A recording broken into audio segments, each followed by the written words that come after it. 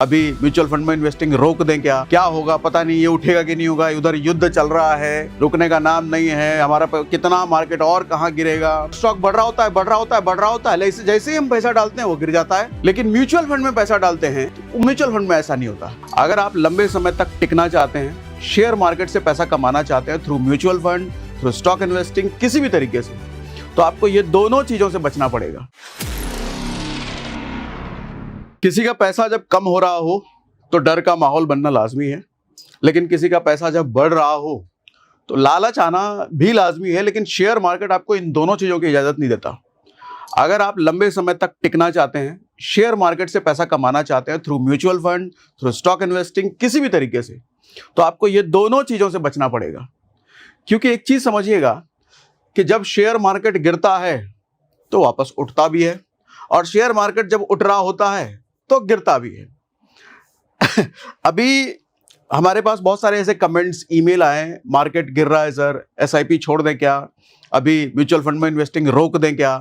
क्या होगा पता नहीं, ये उठेगा कि नहीं होगा। उधर युद्ध चल रहा है, रुकने का नाम नहीं है। हमारा कितना मार्केट और कहाँ गिरेगा। बहुत सारे ऐसे कंफ्यूजन। देखो अब एक चीज़ समझाता हूँ आपको। यहाँ पे मैंने लिखा है एसआईपी 20% से ज़्यादा रिटर्न। हम नॉर्मली 12%, 15% के आसपास कैलकुलेट करते हैं ना। अभी आपको दिखाता हूं 20% से ऊपर रिटर्न कैसे एसआईपी का मिलता है। और इन दिनों ये जो चल रहा है, मार्केट गिरावट का टाइम जो चल रहा है, अगर आप यहां पर एसआईपी में बने रहे, यहां एसआईपी में और बढ़ चढ़ के अगर आपने हिस्सा लिया, तो पैसा कैसे आपका और ज्यादा मल्टीप्लाई आपको कर सकता है। देखो एक चीज समझना, मैं आपको ये दिखाता हूं। देखो मैंने गूगल में सर्च किया निफ्टी 50, तो ये निफ्टी बेसिकली जो इंडेक्स है उसका यहाँ पे रेट दिखा रहा है। मैंने एक दिन का आज लगाया है, तो एक दिन में ये 0.015 हो गया। अभी मार्केट चल ही रहा है। अच्छा, मैं 5 दिन का देख रहा हूं तो लगभग 2% के आसपास गिरा है मार्केट 5 दिन में। एक महीने में मैं देख रहा हूं तो लगभग 5%, लगभग 6% के आसपास गिरा है मार्केट। लेकिन अब एक चीज ध्यान देना, ये एक महीने में डर बनाना, 5% मार्केट गिर गया मतलब 5% मतलब बड़ा नंबर है भैया। 24,000 पर निफ्टी चल रहा है, कहाँ ये 26,000 तक जा चुका था, 26,000 से जाके 24,500 पे आ गया है, तो डर का माहौल, बड़ी बात। लेकिन एक चीज समझिएगा, अगर मैं एक साल का देखूं, सर एक साल में 26% मार्केट ग्रो किया है, 26%। और उस 26% में से अगर 5% गिरा भी है तो कितनी बड़ी बात है? कोई बड़ी बात नहीं है। रहता भैया 26% बड़ा है तो आधा ही गिर गया है, या 70%, 80% गिर गया है तो बड़ी बात है। लेकिन जब 5% ही टूटा है तो ये कोई बड़ी बात नहीं है। अच्छा, अब एक चीज और समझिएगा कि किसी ने अगर एक साल पहले सिर्फ और सिर्फ इंडेक्स फंड में, अब डायरेक्ट आप इंडेक्स में तो इन्वेस्ट कर नहीं सकते। इंडेक्स में इन्वेस्ट करने का क्या तरीका है? या तो इंडेक्स के ETF में जाओ या इंडेक्स के म्यूचुअल फंड में जाओ। तो इंडेक्स के म्यूचुअल फंड में भी अगर आप गए होते तो एक साल में ये आपको 26% का रिटर्न तो दे चुका होता। 26%। हम कितने पर कैलकुलेट करते हैं? 12-15 के आसपास। लेकिन यहां साफ साफ 26% का रिटर्न है अगर आप किसी इंडेक्स फंड में गए होते। अच्छा, एक चीज और समझना, ये 26% जरूरी नहीं है कि कोई पर्टिकुलर स्टॉक आपको दे देता। चाहे वो निफ्टी 50 का स्टॉक होता, चाहे वो इंडेक्स का ही स्टॉक होता, टॉप के 50 कंपनियों के स्टॉक होते हैं ना, आप किसी में भी चले जाना, शायद ही रेयर ही ऐसा कोई स्टॉक हो, मुझे तो याद नहीं है कि एक साल में कोई 26% का रिटर्न दिया होगा, लेकिन इंडेक्स ने दिया हो। समझ रहे हैं? इसीलिए एसआईपी को मैं नए लोगों के लिए, नए क्या पुराने लोगों के लिए, जो स्टॉक में बहुत ज्यादा धुरंधर नहीं है, एसआईपी बहुत ज्यादा प्रेफरेबल है। आपको एसआईपी से दिमाग हटाना ही नहीं चाहिए।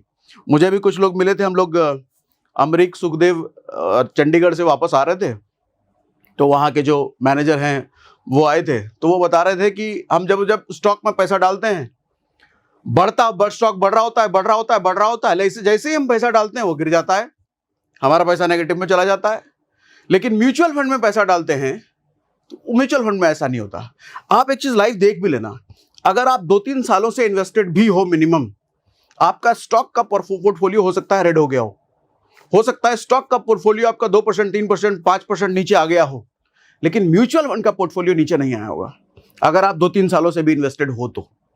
समझ के देखना मैं क्या कह रहा हूं। मेरा खुद का पोर्टफोलियो आज मैं देखता हूं तो एग्जैक्ट परसेंटेज तो नहीं बता सकता, लेकिन मैं देखता हूं कि जितने परसेंट मेरा स्टॉक का पोर्टफोलियो गिरा है, उससे कहीं ज्यादा परसेंटेज म्यूचुअल फंड का परसेंटेज उठा हुआ है।